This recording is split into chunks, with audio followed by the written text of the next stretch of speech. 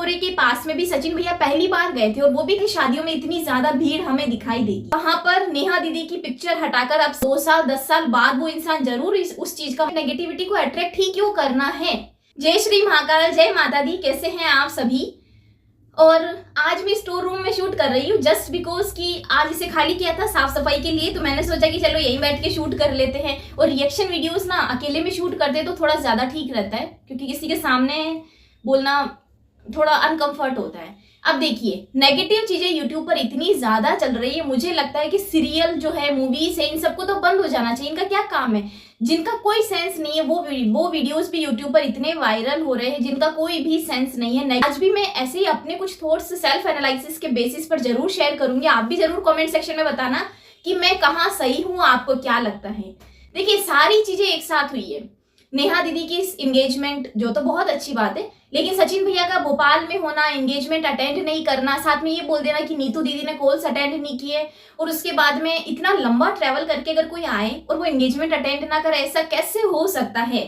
फिर same time पर सचिन भैया के यूट्यूब चैनल पर जो बैनर है, यूट्यूब बैनर, वहां पर नेहा दीदी की पिक्चर हटाकर अब सिर्फ मनीषा दीदी की है। तो ये सब चीजें जब सेम टाइम पर हुई तो यहाँ पर ये पता चलता है कि जो एक्चुअल में जो कमाए हुए रिश्ते हैं, ये जो सोशल ऑनलाइन कमाए हुए रिश्ते हैं, आज उनमें भी दरार आ चुकी है। मुझे बस एक बात समझ में नहीं आ रही है कि सचिन भैया इतनी दूर ट्रैवल करके गए और फिर उन्होंने ये कहा कि किसी ने कॉल रिसीव नहीं किया था और मैं डायरेक्ट वेन्यू पर नहीं पहुंचा, क्योंकि हो सकता है सामने वाली पार्टी यानी कि जो भी वर पक्ष के जो भी लोग हैं उन्हें अनकंफर्ट फील हो सकता है। तो यहाँ मेरा छोटा सा क्वेश्चन है कि ईशू गनगोरे के पास में भी सचिन भैया पहली बार गए थे और वो भी तब जब उनकी बात सिर्फ फोन पर हुई थी।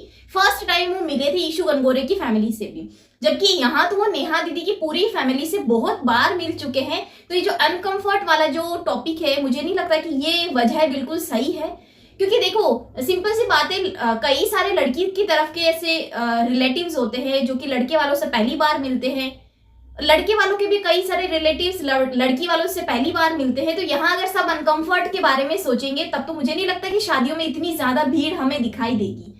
लेकिन खैर जो भी है, लेकिन ये जो एक चीजें है ना, जो बहुत लंबे समय से हम लोग सुनते आ रहे थे कि हमने ये कमाया है, हमने सोशल मीडिया पर ये कमाया है, तो एक्चुअल में ये सब पैसों की आड़ में हो रहा था। देखो, सबको बेनिफिट मिलता है।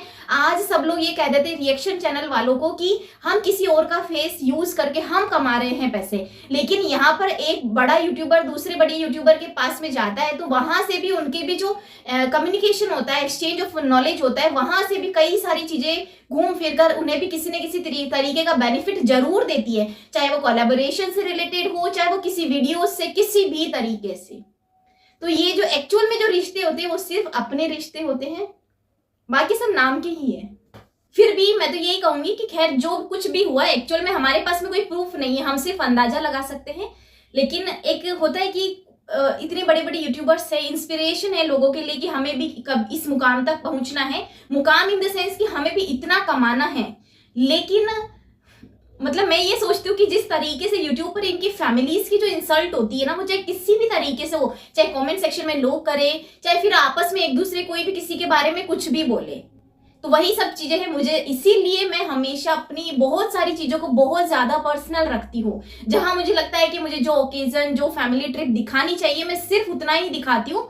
अदरवाइज ठीक है, रिएक्शन वीडियोस बना लेते हैं, अपनी रील्स शूट कर लेते हैं, लेकिन प्राइवेसी बहुत ज्यादा जरूरी है। आप चाहे सोशल मीडिया पर हैं या फिर नहीं है, आपको अपनी पर्सनल लाइफ में भी अपनी सारी चीजों को, अपनी स्पेशली अपने दुखों को, अपने दुख आप कभी भी किसी को शेयर कर दोगे, आज नहीं तो कल, नहीं तो परसों, 2 साल 10 साल बाद वो इंसान जरूर उस चीज का मजाक बनाएगा। ये मैं पर्सनल एक्सपीरियंस से कह रही हूँ। इसीलिए हम पब्लिक है, हम बेवकूफ है जो हम इन सब चीजों को इतने ज्यादा व्यूज दे बैठते कि आपने उसके साथ ऐसा किया, आपने ये किया, वो किया। और इन सब से होता क्या है, हमारा सिर्फ मेंटल लॉस होता है और बेनिफिट एक्चुअल में जो फाइनेंशियल बेनिफिट होता है वो उनकी फैमिलीज को चला जाता है। यहाँ पर मैं सिर्फ आपको भी यही कहूंगी, जो भी मेरे व्यूअर्स है, चाहे 2 लोग 4 लोग, कितने भी लोग देख रहे हो, सबसे पहली बात, मेरे चैनल को ज्यादा से ज्यादा शेयर करें। मैं जेन्युइन बात बोल रही हूँ, सिंपल सी बात है। व्हाई टू अट्रैक्ट नेगेटिविटी को अट्रैक्ट ही क्यों करना है? सिंपल सी बात है। मिलती हूँ मैं आप सबसे नए वीडियोस में, और पॉजिटिविटी सोचो, पॉजिटिव रहो, पॉजिटिव सोचो। जय श्री महाकाल।